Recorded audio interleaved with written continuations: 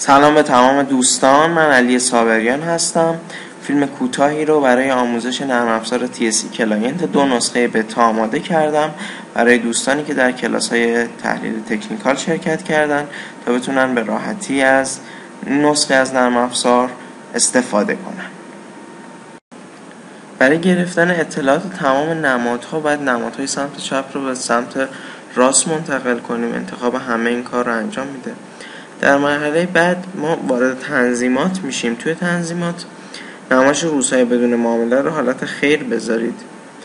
حالت نمایش عنوان ستون ها رو به شکلی که در تصویر میبینید قرار بدید تا بتونیم در نرم افزار آمنیبروکر وارد کنیم. در قسمت پیشرفته محلی که میخواید دیتا ذخیره بشه رو مشخص کنید. یک پوشه درست کنید و آدرس اون پوشه رو اینجا وارد کنید. سایر تنظیمات رو هم مثل پسوند فایل و انکودینگ رو به این شکل ذخیره کنید. وارد مرحله بعد میشید. در مرحله بعد شما که به اینترنت وصل هستید اطلاعات از سایت سازمان بورس گرفته میشه. ممکنه نرم افزار برای مدت کوتاهی 2 دقیقه 3 دقیقه not responding بده و بعد شروع میکنه به گرفتن اطلاعات. ما از این نرم افزار و اطلاعات رو برای وارد کردن این اطلاعات به نرم افزار آمنیبروکر استفاده میکنیم. نرم افزاری که من در کلاس‌های تحلیل تکنیکال هم از اون استفاده میکنم و دیتای بورس رو وارد اون نرم افزار میکنیم. خب دیتا تمام شد. شما تیک قیمت‌های تعدیل شده رو اگر بزنید قیمت‌ها به صورت تعدیل شده خروجی گرفته میشه و ما تیک قیمت‌های تعدیل شده رو میزنیم. خب پوشه فایل ها رو باز میکنیم.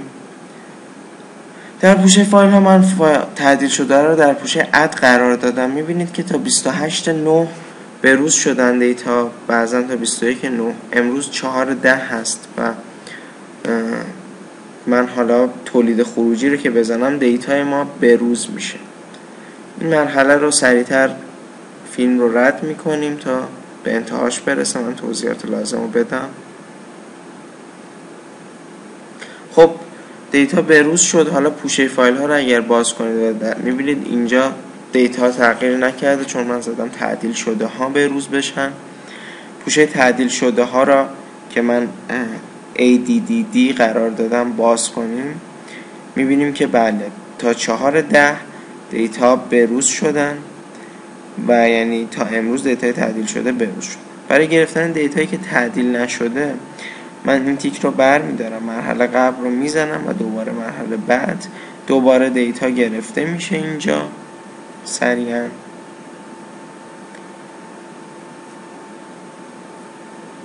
خب حالا تولید خروجی رو که بزنیم دیتای تعدیل نشده هم اطلاعات تعدیل نشده هم به روز میشن.